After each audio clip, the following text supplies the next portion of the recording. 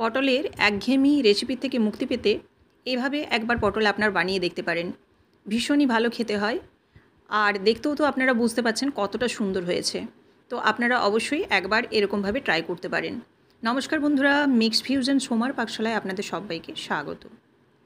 আজকে আমি তিল পটল বানাবো। তো তিল পটল কীভাবে বানাচ্ছি সেই রেসিপিটি আজকে আপনাদের সাথে শেয়ার করছি।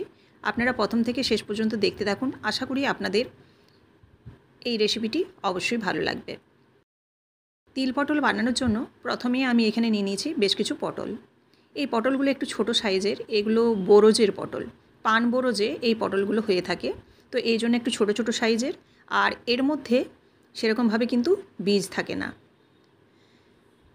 তো দেখুন, এবার এই পটলগুলোকে আমি সবুজ যে অংশটা সেটা আমি বটি দিয়েই খোসাটা ছাড়িয়ে নিচ্ছি। আপনারা চাইলে ছুরি দিয়েও ছাড়িয়ে নিতে পারেন, কিংবা আপনারা হালকা করে খোসা ছাড়িয়েও নিতে পারেন।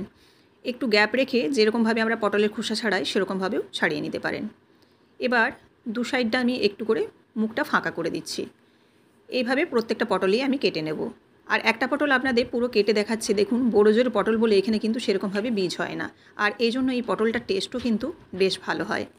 তো আপনারা বোরোজের পটল যদি না পান, তো আমরা নর্মাল যে বাজারে পটল পেয়ে থাকি সেই পটলই আপনারা ব্যবহার করতে পারেন। এবার দেখুন, পটলটাকে খুব ভালোভাবে পরিষ্কার করে ধুয়ে নিয়েছি। ধুয়ে নেওয়ার পর এবার এটাকে লবণ মাখিয়ে দিচ্ছি। এখানে হলুদ আমি ব্যবহার করছি না, শুধুমাত্র লবণ মাখিয়ে দিলাম। এবার এদিকে কড়াই আমি দিয়ে দিয়েছি সর্ষের তেল। পুরো রান্নাটাই আমি সর্ষের তেলে করব। পোস্ত, তিল এই রান্নাগুলো সর্ষের তেলে করলে কিন্তু বেশ ভালো টেস্ট হয়। এবার এই তেলটা গরম হয়ে যাওয়ার পর পটলগুলোকে নেড়ে চেড়ে হালকা লাল করে ভেজে তুলে নেব। খুব একটা এখানে ভাজবো না, মোটামুটি একটু যখন ভাজা হয়ে যাবে তখন এগুলোকে একটা পাত্রের মধ্যে তুলে রেখে দেব। দেখুন, পটলগুলো ভাজা হয়ে গেছে। এবার এই কড়াইয়ের মধ্যে যে তেলটা আছে ওই তেলের মধ্যে আমি পুরো রান্নাটা করব। তো এই তেলের মধ্যে আমি ফোড়নে দেবো একটা শুকনো লঙ্কা, আর শুকনো লঙ্কাটা দেওয়ার পর এর মধ্যে দিয়ে দিচ্ছি কুচনো পেঁয়াজ।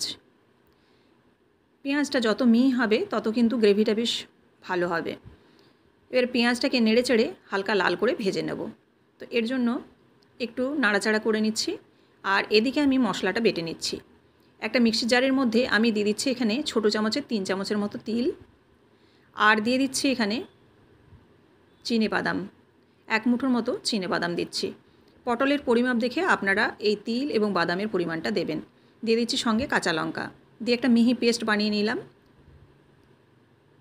ঝালটাও আপনারা আপনাদের মতো করে দেবেন। এবার দেখুন, পেঁয়াজটা ভাজতে দিয়েছিলাম, পেঁয়াজটা কিন্তু হালকা লাল রং ধরে গেছে। এবার এর মধ্যে দিয়ে দিচ্ছি ধনে গুঁড়ো, জিরে গুঁড়ো।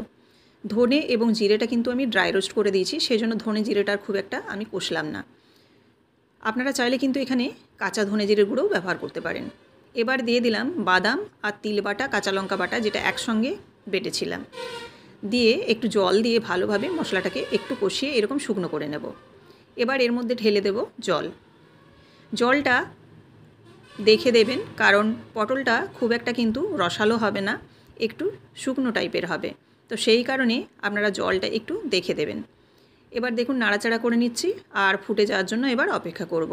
সঙ্গে দিয়ে দিচ্ছি পরিমাণ মতো লবণ, আর দিচ্ছি খুব সামান্য চিনি, দিয়ে নাড়াচাড়া করে নেব। নাড়াচাড়া করে দেখুন ভালোভাবে ফুটে গেছে, আর গ্রেভিটা কিন্তু আগের থেকে একটু ঘন হয়েছে। সেই সময় দিয়ে দিচ্ছি পটলগুলো দিয়ে নাড়াচাড়া করে আরও বেশ কিছুক্ষণ অপেক্ষা করতে হবে, আর একটু এই জলটা শুকিয়ে যাওয়ার জন্য। আরও কিছুক্ষণ নাড়াচাড়া করে নিচ্ছি। নাড়াচাড়া করে দেখুন গ্রেভিটা আর একটু যখন শুকনো হয়ে যাবে তখন গ্যাসের ফ্লেমটা অফ করে দেব। এই পর্যায়ে গ্যাসের ফ্লেমটা অফ করে দিচ্ছি, আর এটা কিন্তু যখন নামাবো তখন আর একটু শুকনো হয়ে যাবে। দেখুন এইরকমভাবে আমি নামিয়ে নিচ্ছি। এবার একটা সার্ভিং প্লেটের মধ্যে রেডি করেছি, আর কতটা সুস্বাদু হবে সেটা আপনারা বুঝতেই পারছেন, আর কতটা লোভনীয় হবে, আর দেখতে কতটা সুন্দর হয়েছে সেটা আশা করি আপনাদের বলতে হবে না। এরকমভাবে আপনারাও একবার হলেও ট্রাই করে দেখতে পারেন পটলের একঘেয়েমি রেসিপি থেকে মুক্তি পেতে। এই রেসিপিটি যদি ভালো লেগে থাকে অবশ্যই লাইক, কমেন্ট এবং শেয়ার করবেন, আর এরকমই বিভিন্ন ধরনের রেসিপি পাওয়ার জন্য অবশ্যই চ্যানেলটিকে সাবস্ক্রাইব করে বেল বাটনটি প্রেস করে দেবেন, যাতে সবার আগে আপনাদের কাছে আমার রান্নার সমস্ত নোটিফিকেশান পৌঁছে যায়। আমার যে বন্ধুরা ফেসবুক থেকে দেখছেন, যারা নতুন তাদের কাছে অবশ্যই অনুরোধ রইল যে পেজটিকে অবশ্যই আপনারা ফলো করে দেবেন। দেখুন তিল পটল রেডি। আবারও আপনাদের সাথে দেখা হচ্ছে নতুন কোনো একটি রেসিপির সাথে। সবাই ভালো থাকবেন। ধন্যবাদ।